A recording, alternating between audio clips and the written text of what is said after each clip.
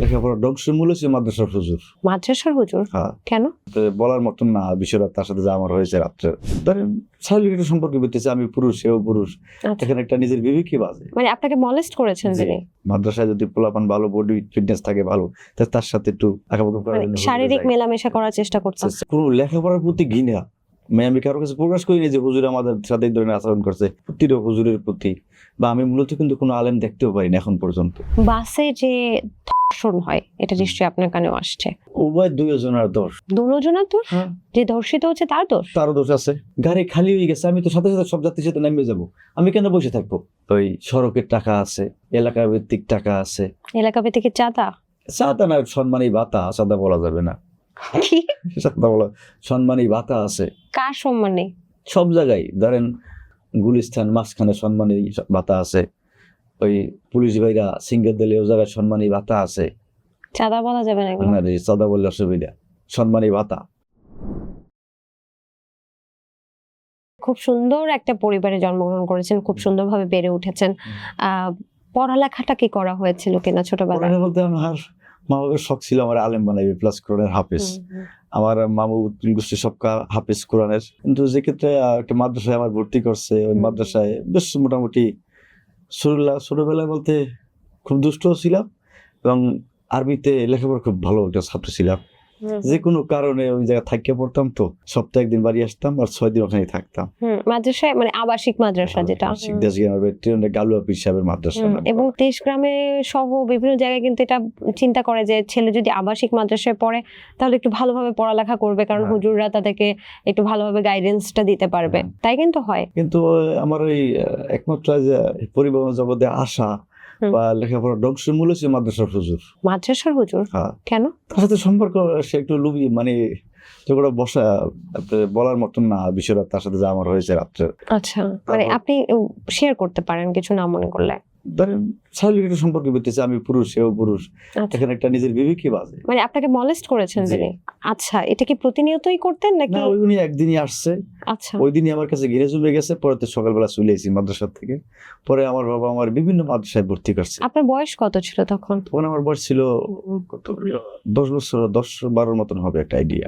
আচ্ছা, মানে সেই সময়টা আপনি চিৎকার করেননি বা কিছু বলেননি হুজুরকে? তখন তখন তো আমাদের কথা কোনো মূল্য ছিল না। তখন হুজুর রাজা বলবে দেশ গ্রামের, আমার বাবা বলতো মেয়া সাহেব, হুজুর গো মেয়া সাহেব দিয়ে করতে পারে নাকি, কিন্তু মেয়া সাহেব জঘন্য একজন ব্যক্তি।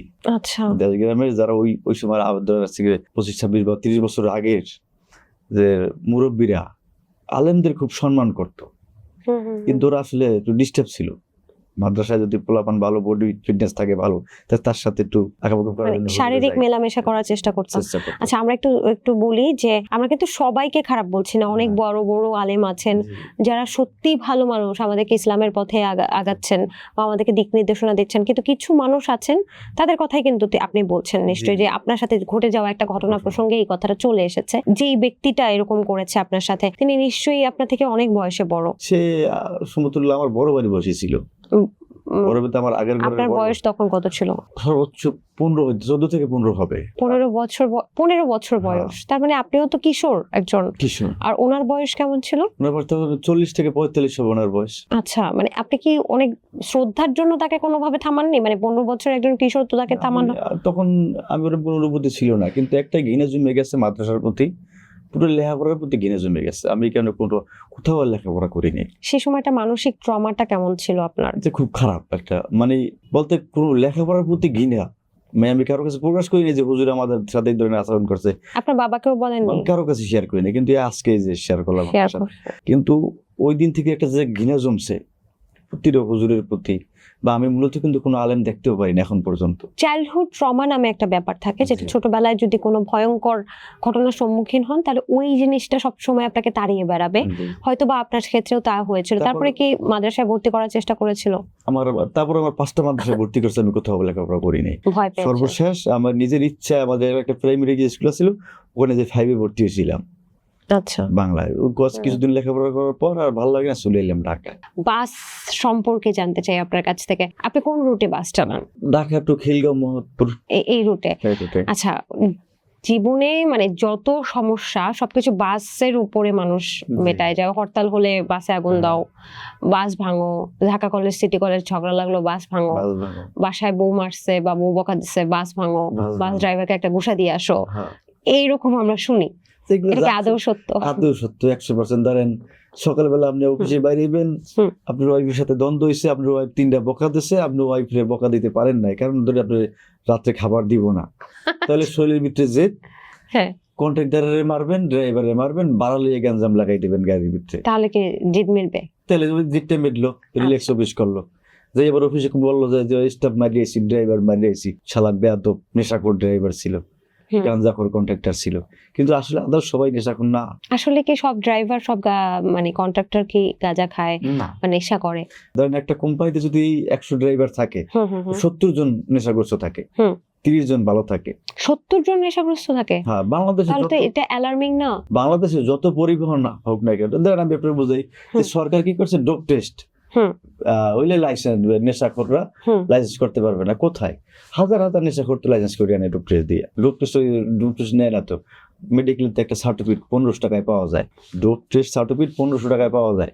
নেশা করে যে বাস চালানো, এটা কি আসলেই ক্ষতিকর না? আপনি কি বলবেন? আপনি তো একজন বাস ড্রাইভার। কি বলবো, কোন দিকটা বুঝেছে বাপরে।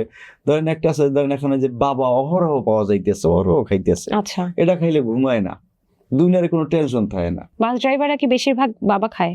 বাবা গাঁজা খায়, এডি নেশা তো এডি পরিবহন জগতে। আচ্ছা, তো এটা খেলে কি আসলে ঠিকঠাক ভাবে বাস চালানো যায়?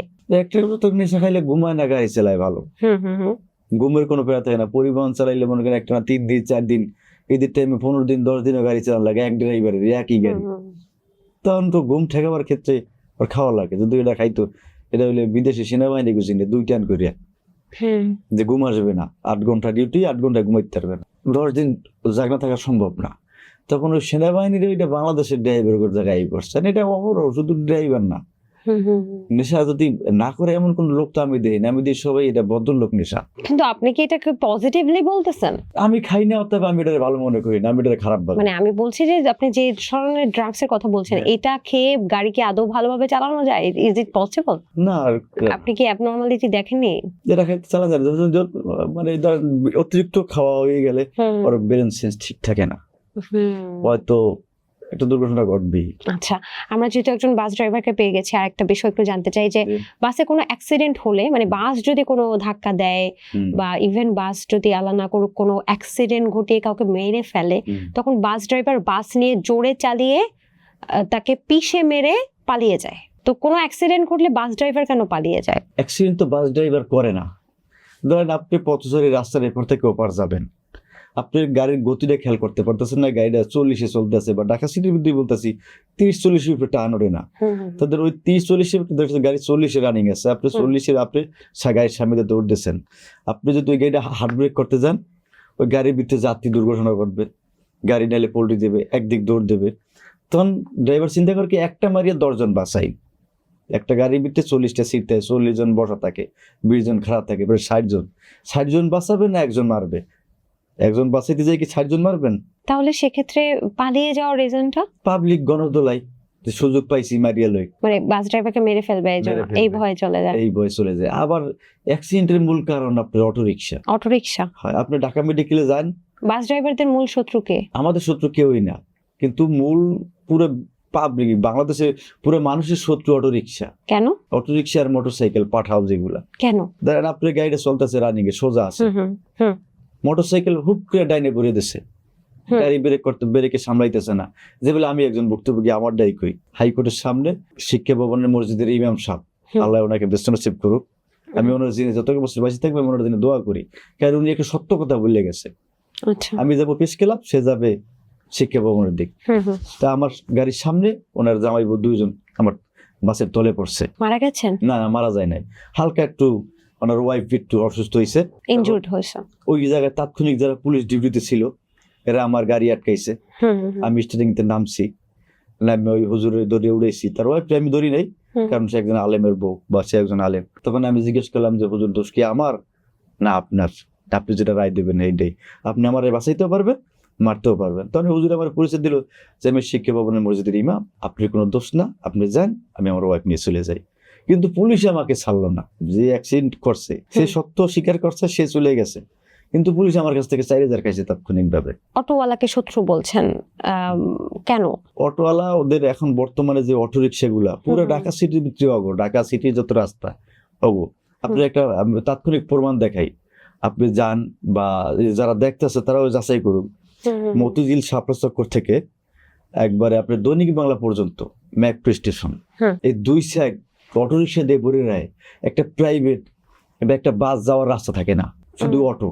আচ্ছা, আপনি খেয়াল করে দেখবেন এই পারে ওই পারেও এই জ্যাম, এই যে একটা জ্যাম লাগে, জ্যামের কারণ অটো, ধরেন একটা জ্যাম লাগছে রাস্তায়, দেখবেন অটো আছে 50,000, প্রাইভেট বাস আছে 5টা ওই জায়গায়। এরা হুট হাট ডাইনে বাই যত নেশাগ্রস্ত লোক সব অটোর ভিতরে, অটোর ড্রাইভার। তাহলে এই অটোর জন্য আসলে অ্যাক্সিডেন্ট বাড়ছে আপনি মনে করেন? একমাত্র মূলত অ্যাক্সিডেন্ট। আপনি আরেকটা নগদ প্রবন্ধে আপনি ঢাকা মেডিকেল যাবেন, যে জিজ্ঞেস করবেন যে হাত ভাঙছে কেমনে, অটোতে ভাঙছে। তোর মাথা ফাটছে কেমনে, ওই অটো গাড়ির লগে মারিয়ে দিচ্ছে। তোর হাত ভাঙছে কেমনে, অটো ব্রেক ফেল হয়েছে। তুই গাড়ি তুলে পড়ছো কেমনে, অটোর মোটর আছে ডাইরেক্ট হয়ে গেছে। এটা ব্রেক ফেল গাড়ি, এটা কোনো ব্রেক নাই। যে বলে ঠেলা গাড়ি, যে 2 চাকার ঠেলা গাড়ি ব্রেক নাই, এই অটো হলো একটা ব্রেক বিহীন গাড়ি। আমরা যখন বাসে উঠি, বাস ড্রাইভাররা যেটা করে যে কন্ডাক্টর এবং ড্রাইভার বাস থামায় রাখে এবং অতিরিক্ত মানে যাত্রী পুরো সিট ভরে যায়, তারপরেও যাত্রী উঠাইতে থাকে এবং গরমের মধ্যে দাঁড়ায় থাকে 1 ঘন্টা করে। 1 ঘন্টা না, মানে 10-15 মিনিট করে এরকম করেন মানে ছ্যাঁচড়ামি করেন কেন? ছ্যাঁচড়ামির কারণটা একটু মনোযোগ দিয়ে শুনবেন। আচ্ছা বলেন। বর্তমানে সবকিছুর দাম বেশি, আপনি যাই কেনেন। ধরেন আগে আমি গড় দিচ্ছি 5,000, এখন ওই গড় 8,000। এবার এখন আমি একটা গাড়ি চালাই, আমি একটা বাস চালাই যে কোম্পানির, 7,500 টাকা মালিক জমা। রাস্তায় জ্যাম জটের কারণে, অটোর কারণে 500 টাকা মালিক জমা কমাইয়া 7,000 টাকা করছে। দেখা যাচ্ছে আমার কালেকশন করতে হবে 12,000 টাকা, 7,000 টাকা মালিক জমা, 5,000 টাকার 1,000 টাকা আছে টুকটাক দৈনিক খরচা। তারপর 2 জনের বেতন, আমার ড্রাইভার স্টাফের বেতন ড্রাইভারে দিতে হয়। মালিককে 7,000 টাকা খরচা দেওয়ার পর, রোড খরচা দেওয়ার পর যদি 2,000 থাকে, 1,200 টাকা ড্রাইভার, 800 টাকা স্টাফ। আচ্ছা, কিন্তু যদি 500 থাকে, 300 ড্রাইভার, 200 টাকা স্টাফ। আচ্ছা, মাত্র 1,200 টাকা বা 300 টাকার জন্য সারাদিন কষ্ট করেন আপনারা? হয় না আজকে ওই যে আপনারা দেখতেছেন যে গাড়ি প্যাকেট লোড যাইতে নিতে আছে, আজকে তো ড্রাইভাররা অনেক টাকা রোজগার করতেছে। দেখা যাচ্ছে এর ভিতরে কথা আছে, একটা গাড়ির ভিতরে লোক আমায় চলে আর 37 বা 40 জন, 10 জন আছে ফ্রি যাত্রী, 5 জন আছে ফাও যাত্রী। এগুলো আবার কি? এগুলা দেন স্টুডেন্ট হাফ ভাড়া। একটা গাড়িতে 40টা সিট, 20 জন যদি স্টুডেন্ট থাকে বা 10 জন স্টুডেন্ট থাকে, হয়তো স্টুডেন্টরা দেখলে আমার উপর রাগ হবে, কিন্তু না বাস্তব। আপনি যে বাসে উঠবেন ওই বাসে আপনি জিজ্ঞেবেন স্টুডেন্ট কার আছেন, হাত জাগান, নরমালি 10 থেকে 12 জন হাত জাগাইবে। তারা কি আদৌ স্টুডেন্ট সবাই? এখন কেউ আছে ডেট ফেল, কার্ডের ডেট ওভার, স্টুডেন্ট না, কার তো আছে মার্কেটে চাকরি করে, এও স্টুডেন্ট, স্কুল ব্যাগ কিন্তু ভিতরে বাতের বাড়ি। কখনো দেখছেন অনেক বয়স্ক কোনো লোক বলতেছে হাতে চুরি আছে, বাচ্চা আছে সাথে, সেও স্টুডেন্ট, কি উন্মুক্ত বিশ্ববিদ্যালয়ে পড়ে। আচ্ছা, এরকম বহুত স্টুডেন্ট আছে, সে উন্মুক্ত বিশ্ববিদ্যালয়ে পড়ে। ঠিক আছে, উন্মুক্ত বিশ্ববিদ্যালয়ে যে কোনো বয়সে পড়া যায়, কিন্তু সে সংসারও করতেছে, ব্যবসাও করতেছে, চাকরিও করতেছে। বাসে স্টুডেন্ট আমার দ্বারা, আমি খরাতি মানুষ, আমি দিন মজুরি কামলা। আমার ঢাকা শহরে ভিক্ষা করলেও তো 300 টাকা পাওয়া যায় না। আমরা সারাদিন গাইছিলে 300 পাই না। আর এখন তো আরো পাওয়া যায় না। এখন বর্তমান যে পরিস্থিতি, ধরেন এক খাইছে অটোতে, দ্বিতীয় তেল নাই, গাড়ি পাওয়া যায় না। তেল ভরতে গেলে ধরেন আমার 160 লিটার টাঙ্কিতে তেল আমায় 1 দিন করে সিরিয়াল দিলাম, পাম্পেতে দেবে তেল 2,000 টাকা বা 3,000 টাকা বা 5,000 টাকা তেল দেবে। আমি যদি টাঙ্কি লোড করতে যাই তাহলে 500 টাকা ওই জায়গায় লোডালে দেওয়া লাগবে, নজল ম্যানরে 500 টাকা দিলে ওটা টাঙ্কি লোড করে দেবে। তাহলে হিসাব করেন 16,000, 160 লিটার তেলের দাম যদি 5 লিটারে 15 টাকা বাড়ছে, ওই 15টার সাথে ওই 500 টাকা যোগ করেন, তাহলে আমার ঘাটতি গেল কত? ভাড়া তো সাবেক বাড়াই, ভাড়া তো আর 2 টাকা বেশি দেয় না। এবার আসেন মালিক যে আমার কাছ থেকে 7,000 টাকা রাত্রে গাড়িটা জমা বন্ধ করতে গেলে 7 পয়সা তারে কম দেওয়া যাবে না, সর্বোচ্চ তারে 200 টাকা কম দেওয়া যায়, 6,800। একটা গাড়ির মালিক সেও 500 টাকা নিতে পারে না বাসায় দৈনিক। ওই সড়কের টাকা আছে, এলাকা ভিত্তিক টাকা আছে, এলাকা ভিত্তিক চাঁদা না, সম্মানী ভাতা, চাঁদা বলা যাবে না, সম্মানী ভাতা আছে। কার সম্মানী? সব জায়গায়। ধরেন আমি এলাকায় থাকি পুরানা, আমার একটা সম্মানী আছে না, চা নাস্তা খাইতে হয়, আমার সম্মানী আছে। তেজ আছে 2 মাথায় সম্মানী আছে, গুলিস্তান মাঝখানে সম্মানী ভাতা আছে, ওই পুলিশ ভাইরা সিঙ্গেল দিলে ও জায়গায় সম্মানী ভাতা আছে। চাঁদা বলা যাবে না এগুলো? না রে, চাঁদা বললে অসুবিধা। সম্মানী ভাতা, আমি না খাইয়ে মরে যাবো, ওনাদের সম্মানী ভাতা দিতে হবে। হয়তো কতটা খারাপ মনে দেয়, কিন্তু না, কথা আসলে বাস্তব। আপনারা যাচাই করে দেখবেন, আগে একটা টায়ার কেনা যাইতো 20,000 টাকায়, এখন একটা টায়ার কিনতে গেলে লাগে 40,000 টাকা। একেই বলে গরিবের পেটে লাথি না? দেখেন, এখন একটা মালিক একটা গাড়ি কিনতে, পুরান গাড়ি কিনতে গেলে 12 লাখ টাকা লাগে, কাজ বাজ করলে আবার 15 লাখ টাকা জায়গা। তা 15 লাখ টাকা চালান খাটাই আপনি মাসে 15,000 টাকা পাইতেছেন না, সর্বোচ্চ মাসে কত 8-10,000 পাইতেছেন। গাড়ির বডি খরচা, ব্রেক অয়েল, পাওয়ার অয়েল, চাক্কা, মোবিল, এ টু জেড মিলেই একটা মালিক 500 পায় না। আর সর্বোচ্চ শুক্রবার তো টোটালি পাওয়া যায় না, ইনকাম খারাপ। আন্দোলন করেন, এই ঢাকা কলেজ, সিটি কলেজ বাজে, স্টুডেন্ট বাংছে নাই আমার গাড়ি। যদি আপনি ড্রাইভার থাকেন এবং আপনার গাড়িটা যদি ভাঙা হয়, তাহলে কি মালিক আপনাকে কষ্ট মানে কোনো ঝামেলা করে? না, মালিক কোনো ঝামেলা করে না। মালিক বলে যে তুই গাড়িটা চাপাই রাখতে পারলি না, চাপাই রাখবো রাখি, মাঝখানে পড়ে গেছি, উপতাসে ভেঙে দিয়ে গেছে। যার যত রাগ, যার বাসার যত উপর। রাগ, যে জায়গায় যত ক্ষোভ আছে, বাসা, বাড়ি, অফিস, গার্মেন্টস, যত ক্ষোভ রাস্তায় বেরিয়ে গাড়ি ভাঙবে। কখনো আপনার গাড়ি ভাঙচুর হয়েছে হ্যাঁ, আমার গাড়ি কয়েক বা আগুন ধরাইছে? না, আগুন ধরে কিন্তু ভাঙা হয়েছে। ভাঙছে? হ্যাঁ। কেন ভাঙছিল? ভাঙছে স্টুডেন্টরা আন্দোলন করতেছে, সামনে পড়ছি আমি, আমার ভেঙে দিয়ে আন্দোলন শেষ, গাড়ি ভেঙে আন্দোলন শেষ। এগুলো তো আসলে ঠিক না। যারা আসলে মূলত পরিবহন ব্যবসা যারা করে, হয়তো এখন ফিরে যাইতে পারে না শর্মে, টিকেও থাকতে পারে না, এরাও আছে বিপদে, আর আমরাও আছি খুব বিপদ। সব পেশায় কিন্তু ভালো হয় খারাপ হয়। হ্যাঁ। আমি বলছি যে মানে আমি ধারণা করে নিচ্ছি যে সবাই ভালো পজিশনেই আছে এবং সবাইকে শ্রদ্ধা রেখে বলছি, এরকম ভিন্ন কোনো নকল ট্রাফিক পুলিশও কি রাস্তায় থাকে যে সেজে এসে আপনার থেকে টাকা টোকা নেয় এরকম? না, এরকম কোনো নকল আর আসলে বা বিনা কারণে কি আসলে পুলিশ টাকা খায়? আমি বলতেছি না, আমি বলবো আপনি বাস্তবে দেখবেন। আপনি ঢাকা শহর দেখলে যদি কোনো গাড়ি সিঙ্গেল দেয়, আপনি রানিং একটা বাসে উঠবেন, যেগুলো লোকাল বাসে উঠবেন, ড্রাইভার রানিং চালাই যাইতে আছে গাড়িটা, ওই গাড়ির সিঙ্গেল দিয়ে বাইসা পাইবে কেন? তখন আপনি দূরত্বে দেখেন ওই জায়গায় কি সিচুয়েশন করে, টাকা নেয় না মামলা দেয়, সে কেন? আমি তো গাড়িটা তো চালাই যাইতেছি। কেন মানে সব ঠিকঠাক থাকলেও কি মামলা বা টাকা নেওয়া? না, বাধ্যতামূলক। ওনার সম্মানী ভাতা আছে, স্যার একটু চা খান, আমারে মাফ করে দেন। এই যে অটো রিক্সা যখনই উঠাতে ধরে তখনই দেখি অটো রিক্সার আন্দোলন হয়, রিক্সাওয়ালাদের আন্দোলন হয়, কিন্তু এই যে এত ধরনের অ্যাক্সিডেন্ট হচ্ছে এই অটো রিক্সার কারণেই, এই ব্যাপারটা নিয়ে কি বলবেন আপনি? আমি মনে করি যদি আপনি অটো চালান, গলির ভিতরে রাখেন, মহাসড়ক গুলা বাদ দিয়ে দেন, অ্যাক্সিডেন্ট কমবে, জ্যাম কমবে, এই লোডশেডিং লাগবে না। একটা অটোতে কত, একটা অটোতে 4টে ব্যাটারি, একটা অটোতে যে পরিমাণ কারেন্ট খায়, ওই পরিমাণ কারেন্ট একটা তো বাসে খরচা হয় না, আপনি একটা বাসা বাড়িতে খরচা হয় না। আপনি আমার কষ্ট দিয়ে আপনি অটো কারেন্ট খাইতেছে, ওদের লাইন 2টা, আমার যেটুকু ধারণা। বাসে যে হয় এটা নিশ্চয়ই আপনার কানেও আসছে, এই বিষয়টা নিয়ে আপনি কিছু বলতে চান একজন বাস ড্রাইভার হিসেবে? আমি বলি যে একটা বাসে ঠিক আছে, আপনার কথাটা আমি মানি, উভয় দুজনের দোষ। দুজনের দোষ? যে ধর্ষিত হচ্ছে তার দোষ? তারও দোষ আছে। কেন? আপনি আপনার রাখনের বেজারেন। আমি বাস ড্রাইভার, আমি বাস চালাইতেছি, গাড়ি খালি হয়ে গেছে, আমি তো সাথে সাথে সব যাত্রীর সাথে নেমে যাব, আমি কেন বসে থাকবো? কিন্তু আমার পথ যদি দূরে হয়? না না, আপনি বাসে উঠছেন, একটা বাসে ধরেন আপনি একটা বাস, লোকাল বাসই, যে গাড়ির গাড়ির ভিতরে তো দুনিয়ার যাত্রী থাকে, 10জন-20 জন থাকে না, তাহলে আমি ড্রাইভারের কথার পক্ষে পড়বো না, আমি ড্রাইভারের কথার তালে পড়লাম না, আমি আমার গন্তব্য যাত্রীর সাথে নেমে গেলাম, তো তার দর্শন করলো না আমারে, ওই ড্রাইভার লোভ দেখাইছে, আমি রয়েছি, মাত্রাটা একটু বেশি গেছে, আমি থাকি না। বাস্তবলি আপনি একটা গাড়িতে উঠবেন, দেখছেন আমি একা, ধরেন মোহাম্মদপুর অনেক টাইম আছে, ধরেন আমাকে বিকেলবেলা যাত্রী কম থাকে, যেটা বাস্তবলি, মামা গাড়ি রেখে যাবে, মামা 5 মিনিট পরে যাবে, তার মেয়েটা দাঁড়াই থাকে, যখন টাইম স্টার্ট দিই 2-1 ওঠে, ওই মেয়েটা ওঠে, প্রতিদিনের একটা যাত্রী খিলগাঁও আসে, গাড়ি লাস্ট স্টপে যাওয়ার আগে নেমে যায়, দেখা যায় যাত্রী 2জন আছে, ওই 2জনের সাথে নেমে যায়, আপনি 2জনের সাথে নেমে যান, আপনি কেন একা বই থাকেন গাড়ির ভিতরে? মানে আপনি কি তাহলে মেয়েদেরকে বলছেন যে একা বাসে না থাকাটাই বেটার? হ্যাঁ, একা বাসে না থাকাটাই বেটার, নিজেও সাবধানে থাকেন। হ্যাঁ, আমি ওই প্রসঙ্গে আসছি, আমরা অফ এয়ারে কথা বলছিলাম যে আমি সিটি কলেজে পড়তাম এবং আপনি যে পরিবহনটা, আপনার নাম উচ্চারণ না করি, যেহেতু আপনি একটা পরিবহন চালাচ্ছেন, সেই পরিবহনে আমি যাতায়াত করতাম। আমি সহ আমি জানি অনেক মেয়ের সাথে এটা মিলবে যে বাসে বসলে ওই বয়সে, আমি যখন কিশোরী ছিলাম ওই বয়সে, কিছু মধ্যবয়স্ক লোক, বুড়ো বেটা, সহজ বাংলায় এসে গায়ের মধ্যে ঘষাঘষি শুরু করে। সরি আমি এভাবে কথাটা বলছি, সত্য বলতে আমি ভয় পাই না। তো এই ধরনের সমস্যায় কিন্তু অনেক মেয়ে পড়ছে, আপনি বাস ড্রাইভার, জি আপনি কি দেখেন এগুলো? হ্যাঁ আমি দেখি, প্রতিটা সিঙ্গেল আমার সাথে যাত্রীর সাথে তর্ক হয়। কোন যাত্রীর সাথে তর্ক হয়? যে হ্যারাসমেন্ট করছে তার সাথে, নাকি যে হ্যারাসড হচ্ছে? যে করছে আমি তার সাথে প্রতিবাদ করি, আর যে হচ্ছে, যে অ্যারেঞ্জমেন্ট হচ্ছে আমি তারও প্রতিবাদ করি। তাকে যে কেন?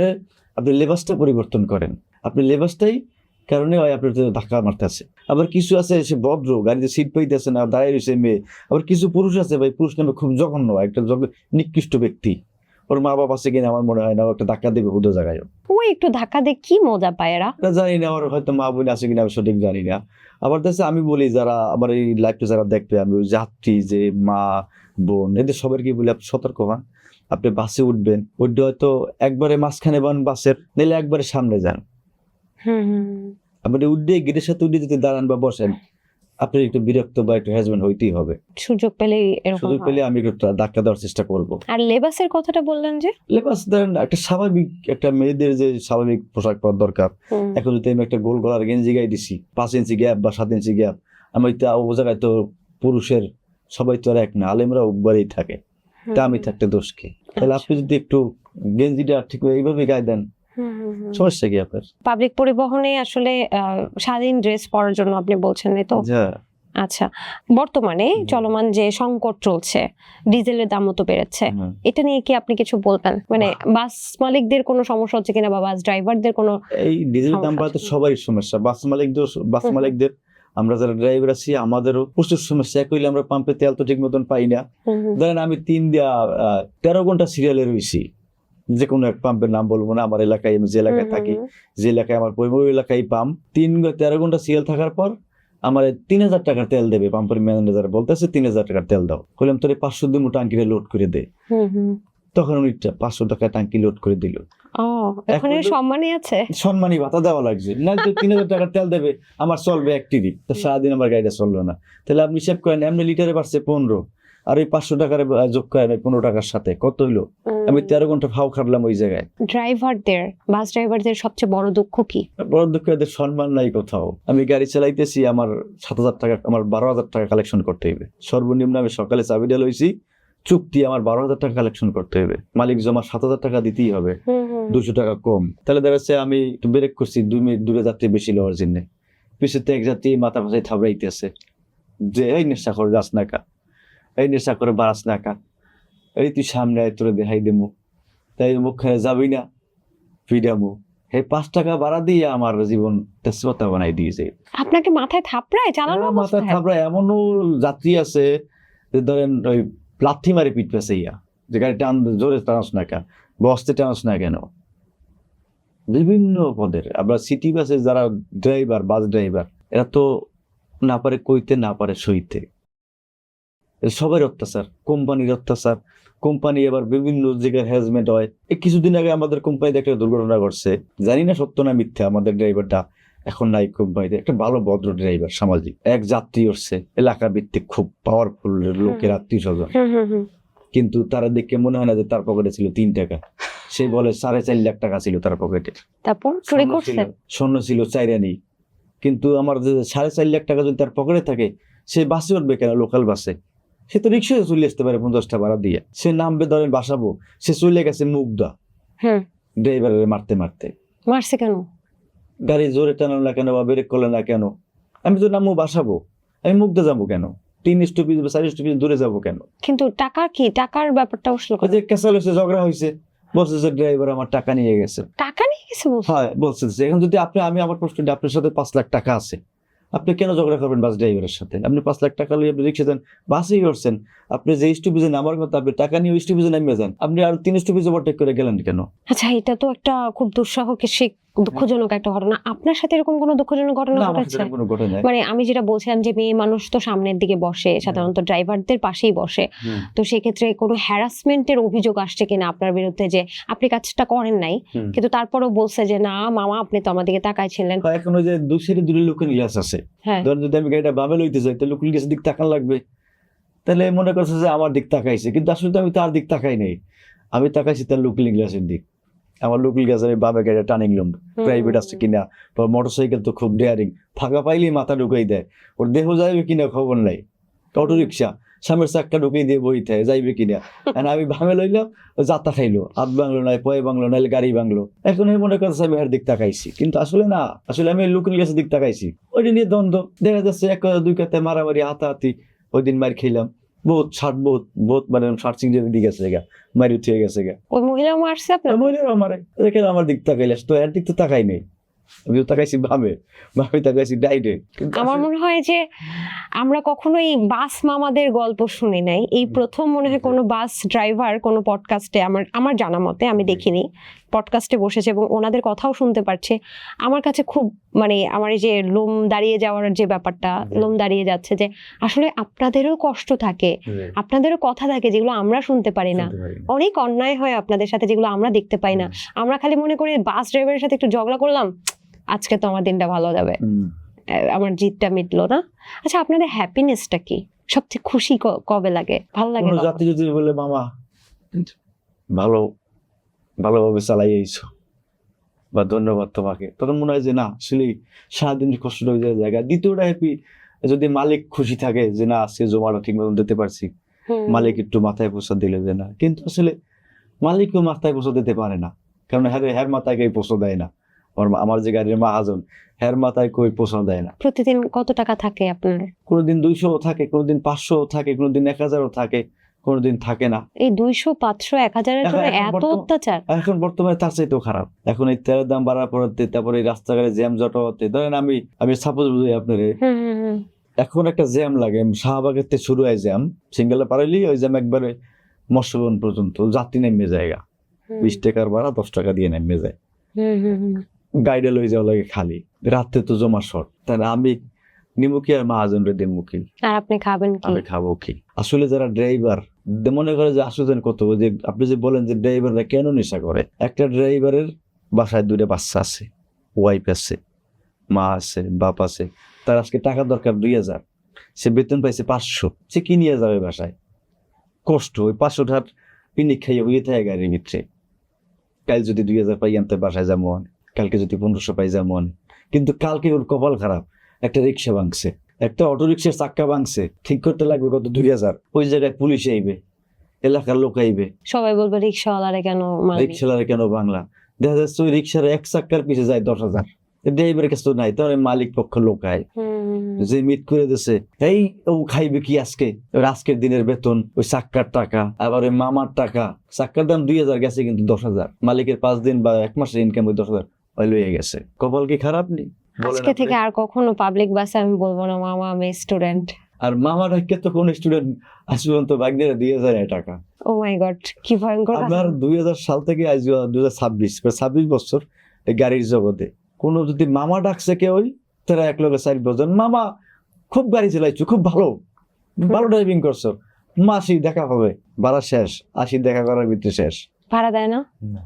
মামা 4 বছর একজন হইলে বাগনের আর ভাড়া দেয় না। হাফ ভাড়া যদি আপনার 20 টাকা যদি ভাড়া হয়, 10 টাকা আপনার হাফ ভাড়া, আপনি যদি 5 টাকা দেন কেমন লাগবে? ও মাই গড, আমরা নিজেরাও অনেক সময় এরকম করছি। আই এম সো সরি, আমার চোখে পানি চলে আসছে। আসলে আমরা ব্যাপারগুলো বুঝি না, না আমরা এই কাজগুলো করে চলে যাই, মনে করি আরে মামা চিল হচ্ছেই তো, সিটি কলেজে পড়িয়ে মামা 5 টাকা নাও, আজকে 2 টাকা নাও, কি সমস্যা, এত করো কেন মামা। আমরা আগে ভাবতাম বাস ড্রাইভাররা মনে হয় মাসিক টাকা পায়। না, এটা আমাদের ইনকামের উপরে, আর মালিককে দিয়ে যদি থাকে তাহলে লাভকে বেতন। আমি বলবো আমার এই লাইফটা যদি কেউ দেখে বা শুনে, প্রশাসন হইতে মালিক সমিতি পর্যন্ত, সিটির ভিতরে যত গাড়ি চলে এদের মালিকদেরও সুবিধা দেন, গাড়ির ড্রাইভারকেও সুযোগ সুবিধা দেন।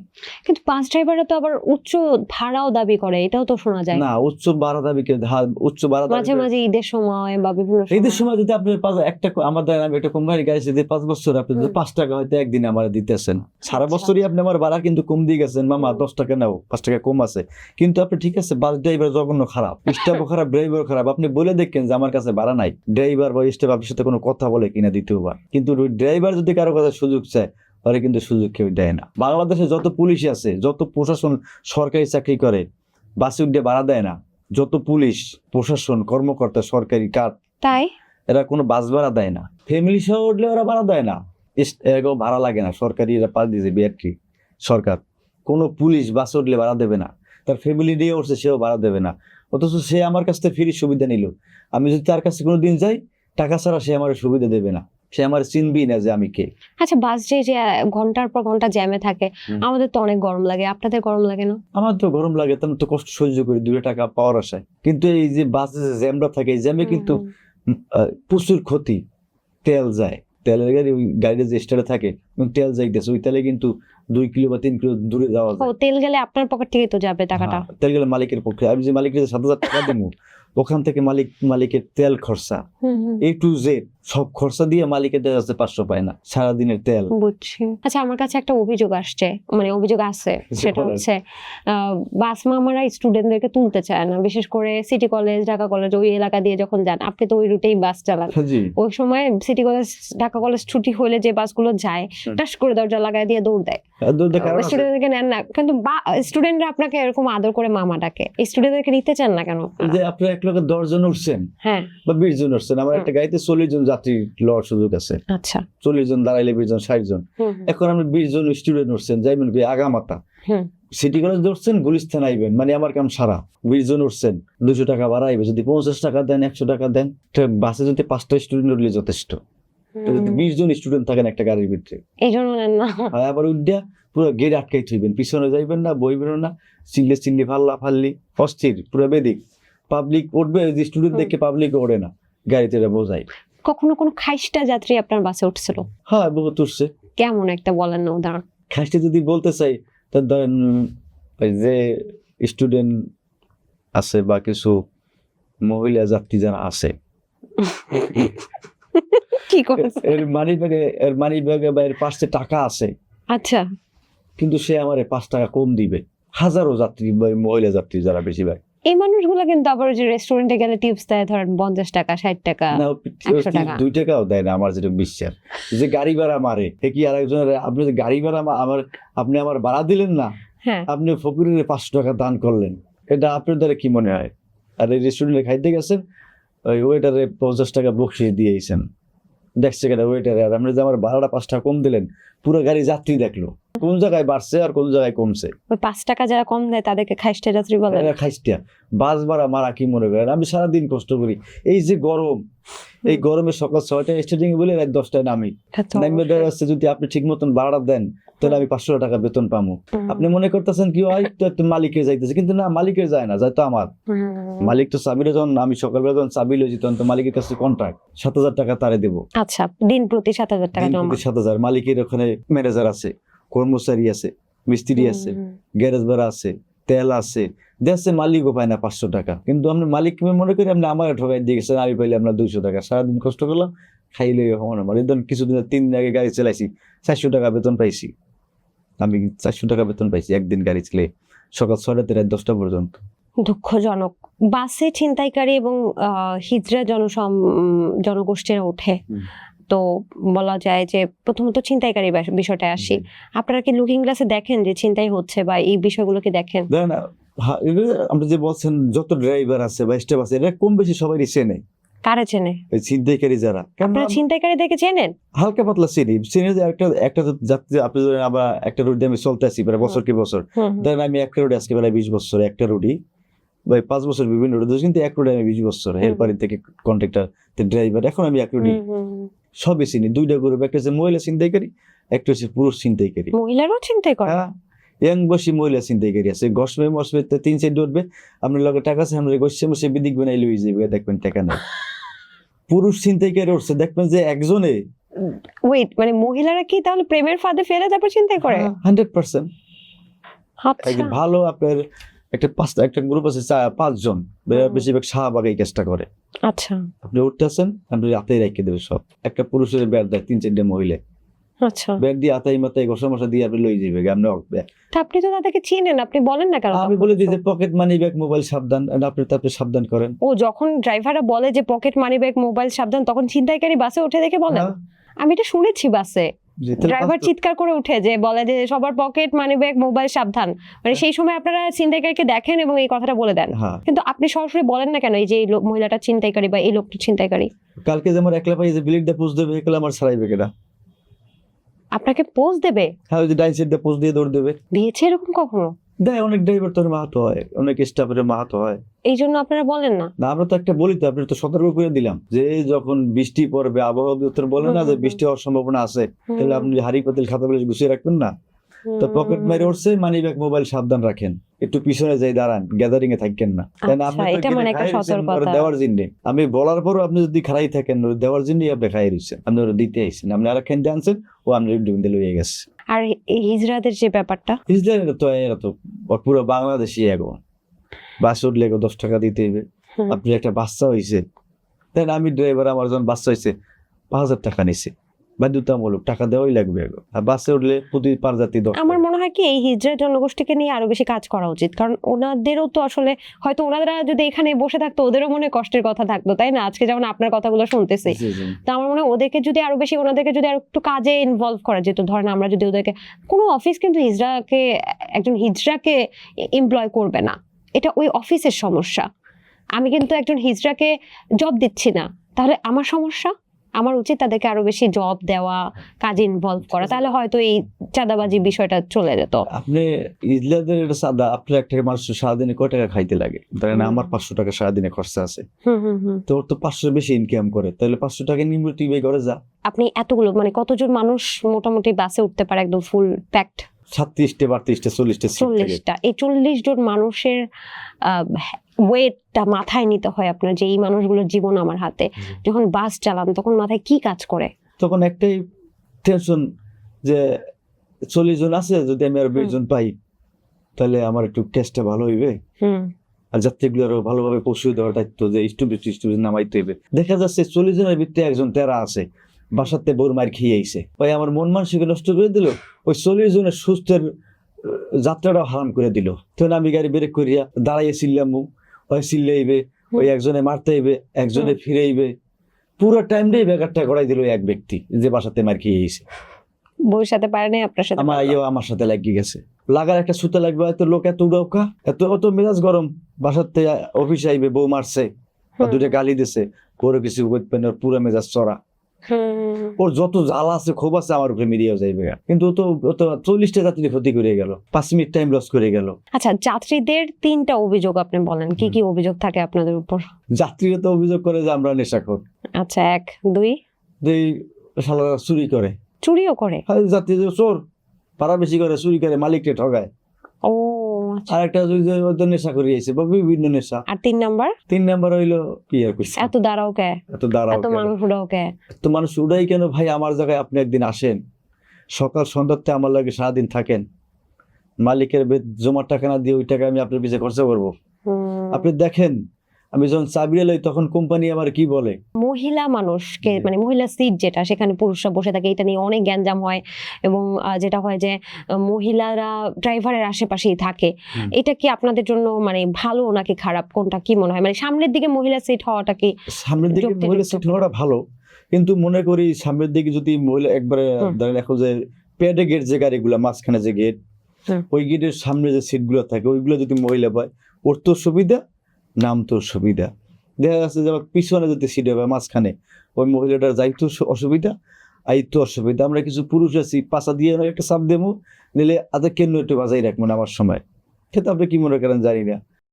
তো এইগুলোর থেকে সেফ থাকলো। এবার আমি বলবো, সামনে যে বোনরা বসবেন, বাসের সামনে সিটে যে বসবেন, যারা একটু পোশাকটা হেফাজতে বসবেন, একটু ড্রাইভারের সাথে কথা কম বলবেন। কথা বলে আপনার সাথে না, কথা কম বলবেন, গাইতুটার সাথে যে আপনি পারিবারিক দেন। কিছুদিন আগে একটা যাত্রী উঠছে, 2 জন মহিলা, যেটা এসে বলতে আছে যে আমার জীবনে একটা মেয়েদের জীবনে একটা বন্ধু থাকা খুব প্রয়োজন, না থাকলে তার জীবন মিথ্যা। আপনাকে বলছে স্যার? আমাকে না, আচ্ছা, সে তার বান্ধবীর বলতে আছে যে একজনের জীবনে একটা বন্ধু দরকার। বোন, আপনাকে বলি, আমার সংসার শেষ, আপনি ওই পুরুষটারে মারিয়েন না, আপনার জামাই আছে, আপনি আপনার সাথেই থাকেন, আর একটা পুরুষকে আপনি বন্ধু বানাইতে যাইয়েন না, সে আপনার বন্ধু হবে না, সে আপনার জীবনের শত্রু হয়ে যাবে। তার মানে এগুলো ড্রাইভাররা শোনে, তাই না? তাহলে মেয়েদের সিটটা সামনে আছে, এটাই ঠিকঠাক আছে আপনি বলছেন? ঠিকঠাক আছে, কিন্তু আপনি একটু আব্রু ঢেকে চলতে বলছেন। আচ্ছা, আরেকটা শেষ প্রশ্ন, এটা একটু মজার, আমার লজ্জা লাগতেছে। আমি শুনছি বাসগুলো, লোকাল বাসের পেছনের সিটে একটু মানে একদম শেষের সিটে বা একদম চিপার সিটে অনেক সময় ভিডিও কিন্তু ভাইরাল হয়ে যায় যে কাপলরা উঠতেছে, উঠে একটু অশালীন কার্যক্রম করতেছে। এগুলা কি আদৌ সত্য? এগুলো 100% সত্য, আদৌ না। আপনি দেখতে পারেন? হ্যাঁ, এগুলো যে ভিতরে একটা লুকিং গ্লাস আছে, আমার সামনে হইতে পিছা পর্যন্ত কি হইতেছে, হাত আমি ডাইনে ঢুকেছেন না বামে ঢুকেছেন, আমি প্রায় সময় নিজে গাড়ি বন্ধ করে যাত্রী উড়ে নামাই দিই। এরকম হয়েছে? বহুত হয় এগুলা বেশিরভাগ হয় মামা যারা ডাকে আমগো, এগুলা স্টুডেন্টরা বেশিরভাগ যারা আমগো মামা ডাকে, মানে স্টুডেন্ট? না বলবো না, যারাই আমার মামা ডাকবেন তারাই পিছে যাইবেন, দেখবেন দুজন দাঁড়িয়ে রয়েছে খালি গাড়ি কোনটায় ওইটা উঠবে, তার কোনো পিছে চলে যাইবে।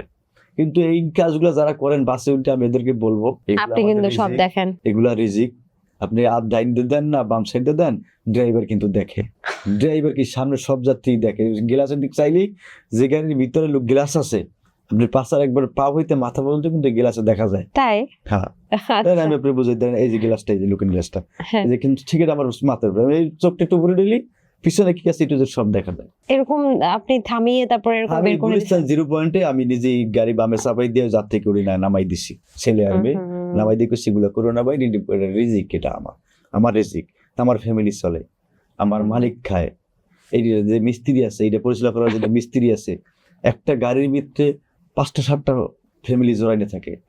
একটা বাসে একটা মিস্ত্রি আছে, ইঞ্জিন মিস্ত্রি, একটা ইলেকট্রিক মিস্ত্রি, একটা বডি মিস্ত্রি, একটা সুপারভাইজার, একটা ড্রাইভার, একটা মালিক, একটা দারোয়ান, একটা গাড়ির পিছে কয়টা ফ্যামিলি, অনেকগুলো। তাই দেখা যাচ্ছে এখন আমরা সবাই বিপদগ্রস্ত।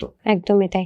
আচ্ছা, আরেকটা বিষয়, যে বাসে উঠলেই সবাই করে কি বাসের মধ্যে A+B, অনেক প্লাস, অনন্যা, অমুক প্লাস এসব লিখে দেয় না? আবার অনেকে আছে ওই যে সিটের ইয়াগুলো ছিঁড়া টেরা একদম ভেতরে কলম টলম ঢুকায়, আবার জানলা ভেঙে ফেলে। এগুলো লেখার কারণ হলো আমার গার্লফ্রেন্ড এই ভার্সিটিতে পড়ে, হ্যাঁ, এই এখান আবার থেকে কল মি নাম্বার যায় কি দিলে সবই মামা বোকাস। হ্যাঁ। সাধারণ যারা গার্মেন্টস বা দোকানে মার্কেট চাকরিজীবী, এরা এগুলো না, এগুলো সবই আমাদের মামারা করে। মামাদেরকে বলবো গাড়িতে হাত ভাড়া দিলেও যেমন ভাবে দিয়েন, পিছনে আর যাইয়েন না। দুইজনই উঠছেন আপনারা, একটা স্টুডেন্ট দুইজনই উঠছেন, একটা ছেলে একটা মেয়ে উঠছেন, দয়া করিয়া আপনার গার্লফ্রেন্ড বা আপনার বোন বাজায় তার সিঁড়ি বসাই দিয়া আপনি আপনার গন্তব্য ওই গাড়ির পিছে নয় গাড়ির মাঝখানে চলে যাইয়েন। আপনি তার যেখানে বয়সেন ওইখানে দিয়ে আপনি উপরেই থাকেন না, আমারও ক্ষতি আরো 5টা যাত্রীরও ক্ষতি। এটা তো ঠিক বলেছেন। এরকম হয় যে গার্লফ্রেন্ডকে বসায় আর সে এমন ভাবে দাঁড়ায় থাকে, সবাই তাকায় থাকে, এরকম আমি দেখেছি। আমি কিছুদিন আগে মেট্রো রেলে উঠছিলাম, জানি না হিন্দু না মুসলমান, দুইজন জড়াইয়াই রয়েছে দাঁড়াইয়া। আচ্ছা, এগুলো তো ঠিক না, এই ওইটা দেখা দিয়ে আরো 5টা নষ্ট হয়, আরো 5টা ফ্যামিলি নষ্ট হয়। আচ্ছা, কাউকে আপনি যত সোসাইটির লেখা শিক্ষিত ফ্যামিলি হন বা ভালো ফ্যামিলির যে কোনো, কিন্তু আপনি একটু বাসা বাড়ি আছে সবাই। পাশে সবচেয়ে ভয়ঙ্কর ক্রাইম কি দেখছেন? এই পকেট মাইরটাই, ছিনতাইকারীটা। মেয়েদের নাকি জামাও ছিঁড়ে দিয়ে চলে যায়, না এরকম কোনো দেখেন নাই? যাক মামা, আপনার সাথে অনেক কথা বললাম, মামাই বললাম এখন আমাকে ক্ষমা করে দেবেন, যতদিন স্টুডেন্ট ভাড়া দিছি আর কোনোদিন দেবো না, কান ধরছে। আর হচ্ছে বুঝলাম আজকে থেকে যে বাস যারা ড্রাইভার তাদের আসলে কত কষ্ট হয়, কত সমস্যা হয়, কারণ এই যুগে বাজারের অবস্থা খুব খারাপ, বাসা ভাড়ার অবস্থা খারাপ, তার উপর আপনার ব্যক্তিগত কষ্ট তো আছে। আমি কথার ভিতরে একটু কথা বলি, মাইন্ড করেন, এই ভিডিওগুলো যে দেখতেছে বা যারাই দেখেন, আপনার অটোর প্রতি একটা ব্যবস্থা নেন। এই যে যদিও ঠিক আছে অটো চলুক, এই ড্রাইভার গুলোর একটু প্রশিক্ষণ দেন, অ্যাক্সিডেন্ট কমবে, জ্যাম কমবে, ঢাকা শহরে জ্যাম থাকবে না, অ্যাক্সিডেন্টও থাকবে না। সবচাইতে যত উচ্ছৃঙ্খল পাবলিক একটা মহল্লা যদি 10টা নেশাখোর থাকে, এখন অটো চালায়, অটো চালক 10টা হাইজেকার অটো চালায়। তেজগ্রামের যত বিশৃঙ্খলা যত যা সব অটোর ভিতরে উঠছে। আপনি হরেন দিবেন অটোর সাইড দেওয়ার জন্য, তখন মাঝখানে চলে যাবে, একটা ইঞ্জিন গাড়ির লগে অটো পাল্লা দেয়। অবশ্যই এই অটোর একটা ব্যবস্থা করা উচিত। আপনার সাথে আমি একটা এক্সপিরিয়েন্স শেয়ার করে আজকে প্রোগ্রামটা শেষ করব। লাস্ট আমি বাসে উঠছিলাম, এখন তো মানুষ একটু চেনে টেনে, হ্যাঁ, তো বাসে উঠছিলাম, আমি আসলে কোনো গাড়ি পাচ্ছিলাম না, আমার বাস ছাড়া, আর আমার অত টাকাও নাই যে আমি অনেক দামি একটা গাড়ি দিয়ে চলবো, আমার গাড়িও নাই। তো আমি মাস্টার্স পড়ে গাড়িতে উঠছি, তো সামহাও কেউ হয়তো আমাকে চিনেছে, মানে বাসে কি পরিমাণ পারভার্সন, কি পরিমাণ মানে অদ্ভুত লোকেরা উঠে, আপনি চিন্তা করেন। আমি বাস মামার পাশে বসছি, যে জায়গাটা গরম হয়ে যায়, তারপরে মেয়েদেরকে বসান ওখানে, কেন বসান বলেন তো? তো গরম জায়গাটা মেয়েদেরকে কেন বসান? শুধু বাসের যে ড্রাইভার তো সারাদিনের ভুক্তভোগী, সারা বছরের ভুক্তভোগী, যে ওই ইঞ্জিন কভার আর ওই সাইডে বাম সাইডে যে সিটটা গরম, গরম, আপনার জন্য ওই জায়গাটাই নিরাপদ। কোনো পুরুষের ধাক্কা খাইলেন না, কোনো পুরুষের হেনস্থ হইলেন না, ওই পিছনে যাইবেন আইতে কেন্দ্রটা ঠ্যাঙেরটা খাইলেন না, খাইলাম। সেই বেরোইলেন, একটু গরম ভোগ করলেন কিন্তু কিন্তু সেই বেরোইলেন। আচ্ছা আচ্ছা, কিন্তু ওখানেই আমি বসছিলাম, বসার পরে কি করছে এক লোক, হয়তো বা সম্ভবত আমি ধারণা করছি আমাকে চিনেছে, আমি চশমা পরা ছিলাম, মাস্ক টাস্ক দেখে মুখ টুক ঢাকা ছিল, আমি একেবারে বোরকা পরে উঠছিলাম, আমি বোরকা পরে রাস্তায় চলাফেরা করি। তো কি হয়েছে, সে আমার ভয়েস টয়েস শুনে অনেকক্ষণ ধরে তাকায় আসছে, পরে সামনে আসলো, আসার পরে সে নামবে, ওই আপনার ওই রোডেই, বাসাবোর রোডেই নামবে, আমি তারপরের ইয়েতে নামবো, নামার সময় সে এমন জোরে একটা ঘুষি দিয়ে নামছে, আমার চোখের ভেতরে আমার সানগ্লাসটা ভেঙে ঢুকে গেছিল, এবং এটার জন্য আমার অনেক দিন চিকিৎসা করতে হয়েছে চোখে, আমার চোখ কিন্তু দাগ পড়ে গেছিল। তো এই ধরনের ভয়ঙ্কর ঘটনাও ঘটে, আজকে আমি আপনাকে বিচার দিলাম আর কি। তো অনেক ভালো লাগলো আপনার সাথে কথা বলে। কাউসার ভাই বলেছিলাম, মামা দিয়ে শেষ করলাম। আপনার জীবনটা আরো অনেক বেশি সুন্দর হোক, আপনি খুব ভালো একজন মানুষ, আল্লাহ তাআলা আপনাকে অনেক ভালো রাখুক। ভালো থাকবেন। আসসালামু আলাইকুম। ওয়ালাইকুম আসসালাম। দর্শক, এই ছিল আমাদের আজকের আয়োজন। আমার মনে হয় যে আমার যতগুলো প্রোগ্রাম করেছি, আজকে ওয়ান অফ দ্য বেস্ট একটা প্রোগ্রাম করলাম, যে একজন বাস ড্রাইভারের সাথে আমি বসেছি। আসলে এই নামটা না আমার সাথে খুবই, মানে কি বলবো, খুবই ভালোবাসার একটা নাম, যে বাস মামা। কারণ ছোটবেলা থেকে যখন বাসে গিয়েছি, বাস মামা থামিয়ে দিয়েছে, মহিলাদেরকে দেখলে কিন্তু একটু কেয়ার করে নামায়, হ্যাঁ, ওরকম ভাবে জোরে টানে না, বা ও আসলে মেয়েদেরকে অনেক সেফ রাখার চেষ্টা করে একজন বাস ড্রাইভার, এটা কিন্তু ট্রু। আর ব্যতিক্রম তো আছে, খারাপ মানুষ তো আছে, যেখানে বাস পর্যন্ত হয়, সেগুলোর তীব্র প্রতিবাদ জানিয়ে আজকের মতো প্রোগ্রামটা শেষ করছি। সবাই ভালো থাকুন, সুস্থ থাকুন, আশেপাশের মানুষকে ভালো রাখুন।